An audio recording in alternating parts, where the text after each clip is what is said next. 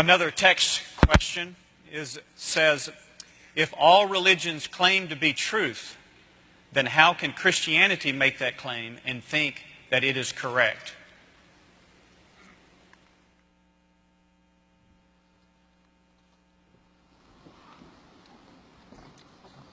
Appreciate that question, and it's a question that has the assumption that is very correct. Oftentimes the Christian takes the hit that he or she who is a follower of Jesus Christ is the only one who lays claim to exclusivity. That is not true. Gautama Buddha was born a Hindu, and he renounced two of the fundamental doctrines of Hinduism, the authority of the Vedas and the caste system. He could not accept those two, went on his own journey in search of enlightenment, and came, of course, with the Four Noble Truths and the Eightfold Path and the ultimate extinguishing of desire in his nirvanic pursuit. So he turned his belief away from the religion of his birth in order to find a different answer. Islam is also exclusivistic in its claim, in all of its precepts and its 5 pillars and so on. What about these contradistinctions?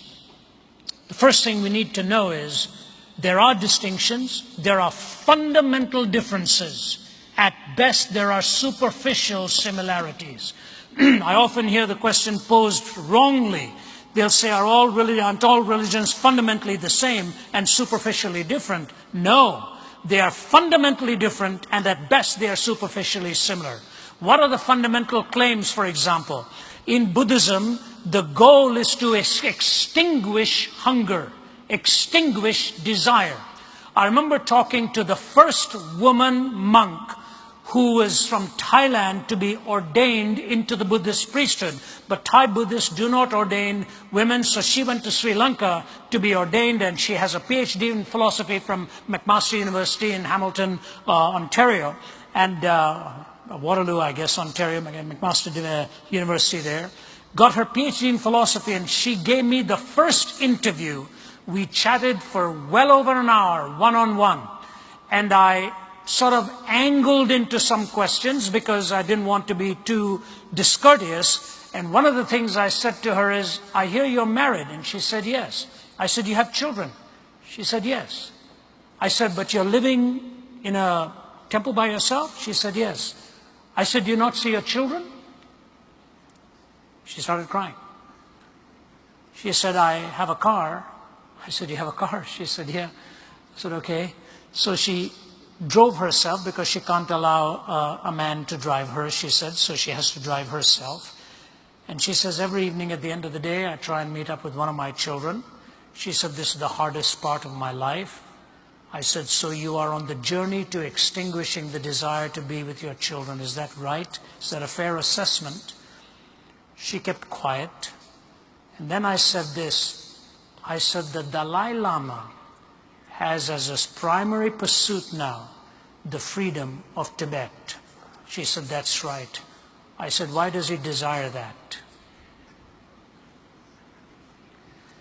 She looked at me and she said, we try not to get into these philosophical questions. Let's just say that he chooses to.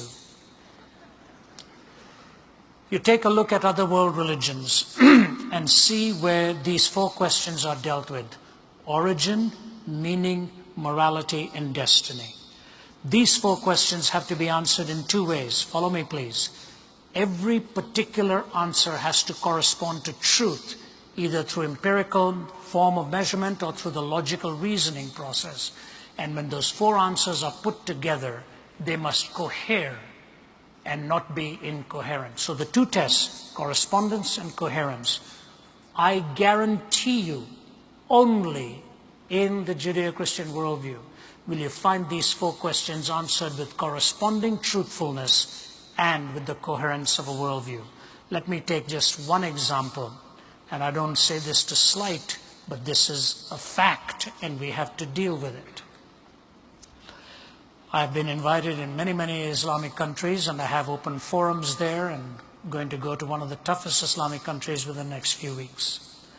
They've hosted me in many parts there, and we've had dialogues. I want to give to you 2 things. In the Quran, it is the only historically claimed document that denies that Jesus Christ was actually crucified or died on the cross. Denies that. The Greek historians say he died on the cross. Roman historians say that. Pagan historians say that. Jewish historians say that. And Christian historians say that. The the Quran is the only one that says it appeared to him that he died, but he didn't actually die on the cross. So historically, it is making an affirmation that is really historically untrue. I got into a discussion with Sheikh Hussein of the leading Shiite cleric in Damascus, Syria, a real gentleman.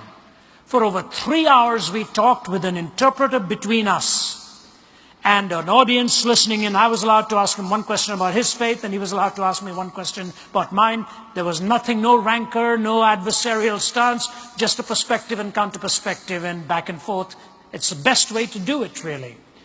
At the end of it, Sheikh Hussein looked at me. He was very respectful through the whole time, always referred to me as Professor Zacarias, Professor Zacarias. And then at the end, he looked at me, leaned over, and he said, "You know, Professor, I think the time has come for us in the Islamic world to stop asking if Jesus Christ died and to start asking why."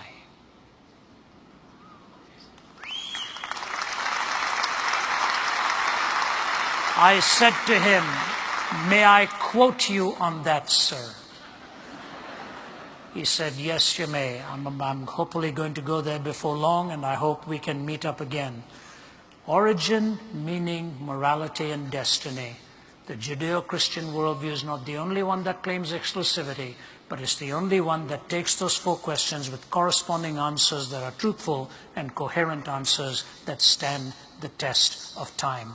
And the ultimate answer of the resurrection from the dead that gives you hope and meaning.